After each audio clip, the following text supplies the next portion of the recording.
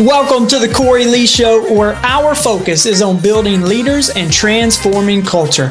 My name is Cory Lee, and in each episode, I aspire to ignite something on the inside of you that encourages you to grow yourself and to make an impact on the world around you. Welcome to the Cory Lee Show.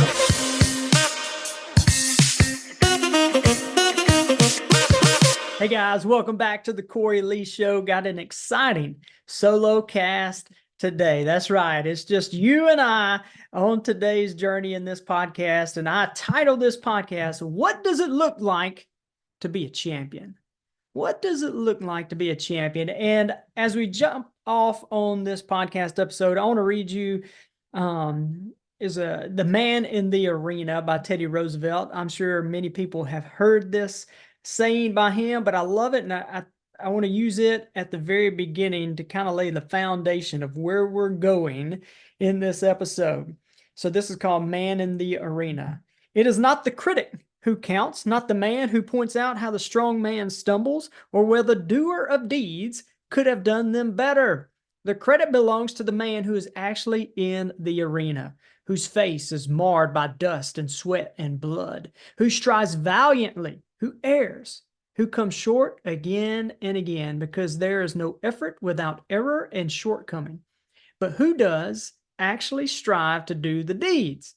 Who knows great enthusiasms, the great devotions, who spends himself in a worthy cause, who at the best knows in the end the triumph of high achievement, and who at the worst, if he fails, at least fails while daring greatly, so that his place shall never be with those cold and timid souls who neither know victory nor defeat. Man, I love that. That is so good. It's not the critic, not the armchair quarterback who can call out all the mistakes and the mess ups of those people who just towed the line and stepped across the line to give it a go.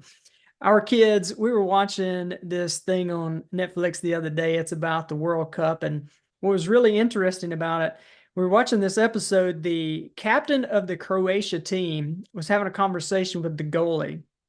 And it's so powerful, I thought. The captain of the team came to the goalie and he said, man, I got to tell you something. Me and you got to have a conversation. And what I'm about to say, I'm only saying it because I care about you. I'm only saying it because I love you. And he said, man, you are one of the best goalies, but I see no growth in you. I don't see any growth in you. You have become complacent, you've become stagnant, and you have become content. And the goalie, he received it, but he took a little bit of offense to it, and he made the statements like, well, you know, everybody makes mistakes. Everybody messes up sometime. Everybody makes the mistakes. The captain says something very profound. He said, but that's not the point. See, what I see in you is somebody who's afraid to make the mistake. Somebody who is timid, who is fearful to toe the line, to just see how far I can go. Just how far can I reach? I wonder how much further I can go. I wonder how much better I can get. And that's what he was saying is, I see where you're at, but you seem a little timid to see how far you can go. And so what does it look like to be a champion? I want to read you guys out of 1 Samuel 17:25. Many of you, whether you've been to church your whole life or you ain't never been to church, you have probably heard this story to some extent that I'm about to read to you. It's about David and Goliath. David, one of the things about David, he was the king of Israel, but before he was king, he was a young shepherd boy. And I don't know if you've read many of the stories about David, but you think about yourself, if you're out there with the sheep in the wilderness and your job is to protect those sheep, to nurture them, lead them, and guide them. And he talked about how a bear and a lion came after his sheep and took one of his sheep. Now put yourself in that position right there. You're out there all alone in the wilderness, and a lion comes and steals one of your sheep. What you going to do? What are you going to do? Well, I'll tell you what David did. David chased that thing down. David chased it down, and it said he grabbed that thing by its beard, he killed it, and took back what was his. Now, that's pretty hardcore. He took out the lion and the bear, and then he takes out the giant. But I want to read you. There's something in here that I want to point out to you in 1 Samuel 17:25. And so this is David. David's still a young shepherd boy. He's too young to be a part of the army. So while his older brothers are taking part in the battle, there's a battle between the Israelites and the Philistines, and his brothers go out to war while he stays at the house to tend the sheep. He's a little too young to be out in the army. And so his dad comes to him one day and says, hey, I want you to leave and go take some food to your brothers and to the army and check in to see how the battle is going. Check on your brothers. And so that's what he does. He leaves the sheep with a hired hand. He takes the food and goes and checks in on his brothers. And when he gets there, he comes across this scene right here, 1 Samuel 17:25. There's this giant named Goliath that has been coming out for 40 days and for 40 days, and he's been talking trash. He's been talking junk, and has got everybody afraid of him because he's a giant. He's big. And when David shows up, this giant comes out. He starts his normal trash talking. Everybody's running around afraid of this big giant. They're like, man, you see that dude? Look at that guy. Look at the muscles on that guy. Look how big he is. And so he's seeing all this fear, and he overhears this conversation. This is the conversation he overhears. Have you seen this man who has come up? Surely he has come up to defy Israel, and it shall be that the man who kills him, the king, will enrich with great riches, will give him his daughter, and give his father's house exemption from taxes in Israel. And David's like, come again. What was that? What was that again? What did you say the man would get for killing off this Philistine? And so they tell him again, the man, the king done said, whoever kills this giant, they get to be, wealthy. They get to marry the king's daughter, so they become royalty, and they never have to pay taxes again. And so David asked two other groups what the benefit was of killing this Philistine. Now, before I go any further, David did not pursue the giant simply for the benefits. He just wanted to know what he was about to be in possession of, because David was living from a higher truth. He just wanted to see what was about to be in his account, right? And so he says this, he asked this a couple of times, and the men say the same thing. But then check this out. Now his oldest brother Eliab heard him speaking to the men, and Eliab comes over to David and says, why did you come down here? And who did you leave those few sheep of yours with in the wilderness? I know your pride and your insolence of heart, for you come down to see the battle. And David said, man, what have I done now? Is there not a cause? I love that. Is there not a cause? See, David's brother, he's basically saying, what you doing here? Who do you think you are? Who do you think you are? And David said, I know exactly who I am, and I know exactly what I'm doing here. He said, is there not a cause? And so when it comes to what does a champion look like, champions, they know who they are. See, champions don't go around trying to prove who they are. They don't have to go around trying to convince other people who they are. I like the way Coach Prime says it. Coach Prime says, if you have to tell everybody you that dude, then you probably ain't that dude. See, there's a way in which champions carry themselves that puts other people on notice. The way they carry themselves causes people to say, man, there is something different about that dude right there. There is something different about that lady right there. He's got it. She's got it. He's got it. See, champions know they are champions. They live from a place of identity, not fighting for identity. You guys listening to this podcast, you guys are champions. If you listen to this podcast, that makes you a champion. And you need to know that. And you live from that place, not fighting for that place. And so, who would you say you are? If you and I were just talking, and we were just chilling, maybe at the coffee shop or something, and I would say, how would you identify yourself? What would you say? How would you identify yourself? I want to challenge you on something. I do this when I do one-on-one coaching a lot of times. or in some of our retreats, I've done this before too. I call it life-defining moments timeline. And so what you do is you get out a sheet of paper and you kind of graph out, and on one end you put a line or a mark for year 0. And then you draw a line all the way out. And then on the other end of the line, you put your current age. So I would put 0 to 38. And in between, I would mark out 5-year increments. And so I have this timeline. And what I want to do is I want to look at these 5-year gaps of time, and I want to ask myself, what happened in those 5-year increments? What are some of the key moments that happened in my life in that moment? These are life-defining moments. They define who I am. They've gotten me to where I currently am. And I want to look at the good and the bad.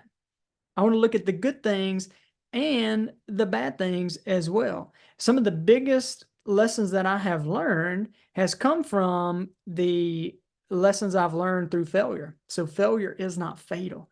Failure is not final unless I stay down. And so when you do that, I want to challenge you to look back over the course of your life. And then I want you to ask the question, Lord, where were you at?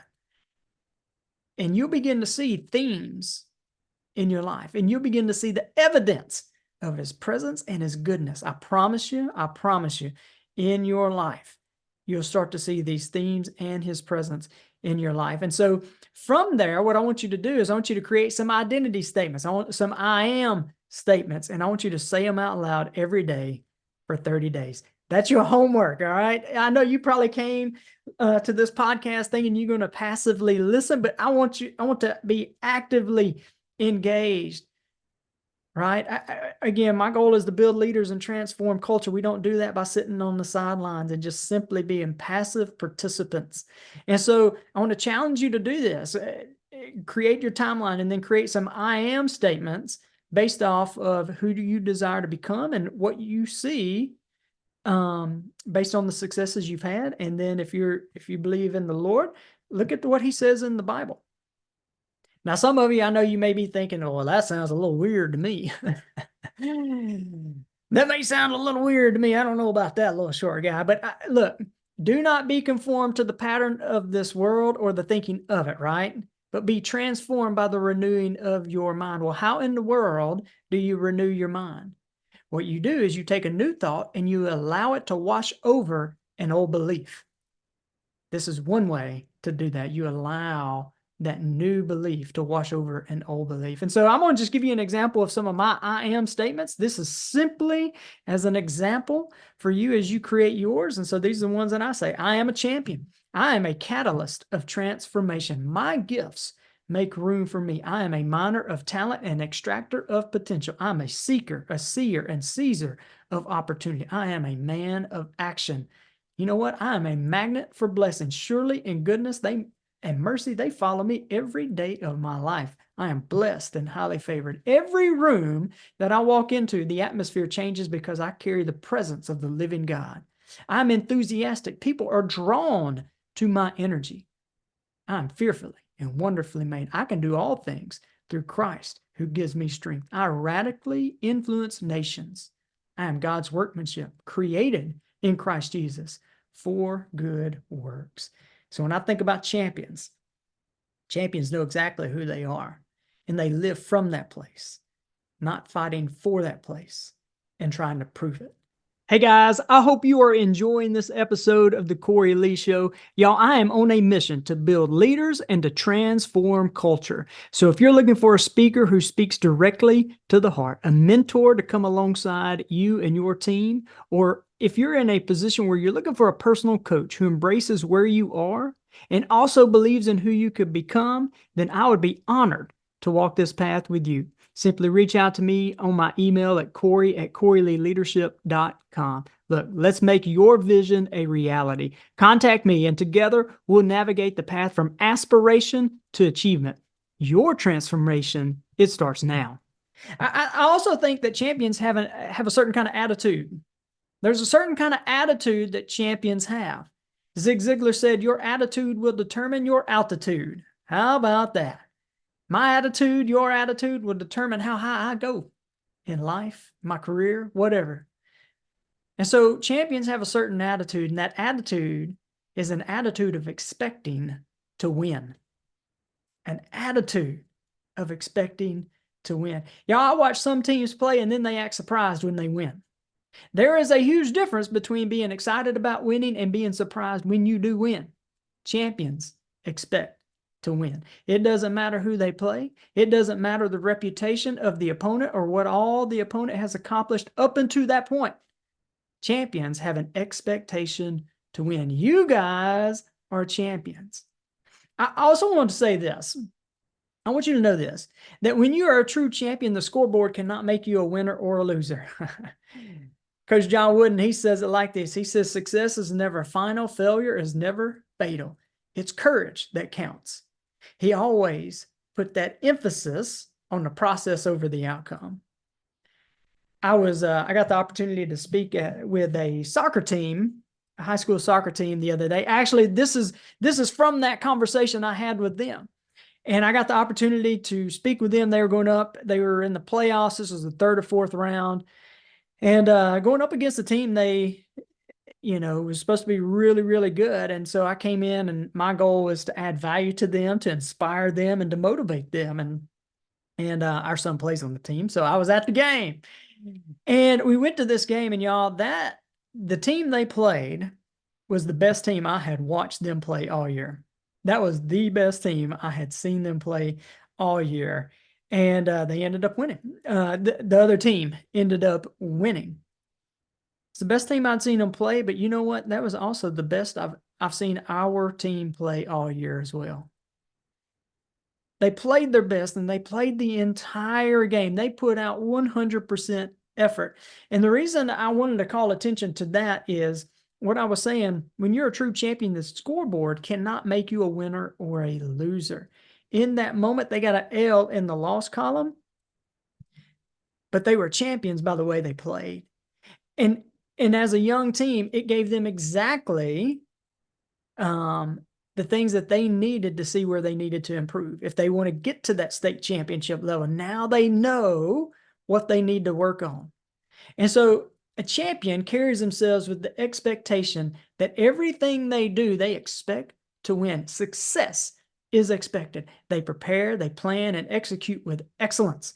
They have the heart posture that if a task has been offered to them, then you know what? Then they operate under the assumption that there is not another person on the planet that can accomplish this task as well as they can. It's not an arrogance thing, but an attitude of taking full responsibility and full ownership to what they are signing their name to. See, attitude is the difference maker when times get tough. Everybody has a good attitude when things go well. It's truly revealed during adversity. Adversity is the circumstances that reveals what lies beneath the surface. Champions are made to do the hard things. They were made for the difficult moments. See, they do not shy away or cower in the corner from difficult moments. They rise to the challenge. When adversity strikes, that critic that we talked about at the beginning, they like to say, why me? Oh, why me? Why me? The champion says, why not me? And if not me, then who? Look, y'all, there will be no change unless someone makes a change. And why not you? You were made to do big things. You were made for big, impactful things. You're made for such a time as this. I firmly believe that you are no accident, mistake, and that you were purposefully created during this generation for this generation. Mistakes, failures, accidents, all of that stuff, that is an event, not an identity statement. So you were made to weather the storms. Not only that, you were made to rise above them. The critic may faint during adversity. The critic may complain, whine, moan, or gossip, but that ain't no life for a champion like you. There's an attitude and an expectation that champions carry themselves with. They play to win the game, as Herm Edwards says. You play to win the game. Hello? See, they do not go through life hoping someday to make it to the end. They live their lives with purpose and with the intent to impact the world around them. They have no desire to live in such a way to safely arrive at death. There are some people who die at age 30, but they aren't buried until age 75. When the record book on your life is complete, let it show the wins and losses, but do not allow it to show that you did not try. When I think about champions, champions also do not play down to the level of talent they are playing against. Champions believe that if the other team wants to win, then they better rise up because they aren't going to lay down. And this applies to us and how we respond to the culture around us. Do we allow the culture around us to influence us, or do we influence the culture? I've shared the analogy about the carrot, the egg, and the coffee bean, where you got a boiling pot, boiling pot of hot water. And let's say you got a carrot, an egg, and a coffee bean. And if you take that carrot and put it into the environment, it goes in hard, but it comes out soft. If you take that egg, on the inside of that egg, it's soft, but when it goes into the environment and comes out, it comes out hard. Goes in soft, comes out hard. But if you take that coffee bean and you put it into the boiling pot of hot water, it changes the water. See, the carrot and the egg were influenced by the environment. The coffee bean influences the environment. That's what champions do. I want to wrap up the 1 Samuel piece right here because there's some epic trash talk right here. And how many of you guys out there are trash talkers?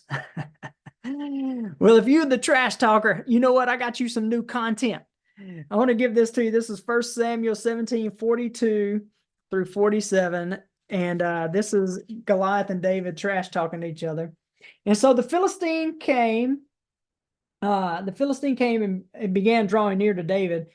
And when he saw David, he had disdain for him, for he was only a boy. He was only a youth, ruddy and good looking. And so the Philistine said to David, "Am I a dog? Am I a dog that you would come to me with sticks? You come to me, and I will give your flesh to the birds of the air and the beasts of the field." How about that trash talk? David gives it back to him. David said to the Philistine, "You come to me with a sword, with a spear, and with a javelin. But you know what? I come to you in the name of the Lord of hosts, the God of angel armies, whom you have defied. And this day the Lord will deliver you into my hand, and I will strike you and take your head directly from you. And this day I will give the carcasses of the camp of the Philistines to the birds of the air and the wild beasts of the earth, that all the earth may know that there is a God in Israel. Then all this assembly shall know that the Lord does not save with sword or spear, for the battle is the Lord's, and he will give you into our hands." How about that? And as you continue to read the story, you see that David backed up his talk with action. He took out the sling and the stone, hit that man in the forehead, knocked him out. Didn't kill him, knocked him out. He goes over and takes Goliath's sword from him and cuts off his head. How about that? I know a little bit gory, but hey, we're talking about trash talk, I guess. For you, I got a question for you, all right? And obviously, me and you are not sitting in the same place, so I can't hear your answer, but I would love for you to answer for you. What does it look like for you not to become, but to be more like a champion? See, there's a difference between becoming and being. Becoming is to put something off in the future. Being it is making it happen right now. What does it look like for you to be a champion? What do you need to start doing? How about what do you need to stop doing? Sometimes the stop doing is just as important as what to start doing. Hey, I hope today has added value to you. I hope that if this has added value to you, I would love to hear it. Make sure to like and subscribe so you can stay up to date. And if it has added value to you, comment, share your comments below, or maybe you can email me as well. But I hope today has added value to you. Hope you have an awesome day, and God bless. 3, 2, 1. Okay. Thanks for joining me today. I hope I have added value to you. And if you have found value in this episode, let me know. Drop a comment and make sure you share with a friend or family member. See you next episode.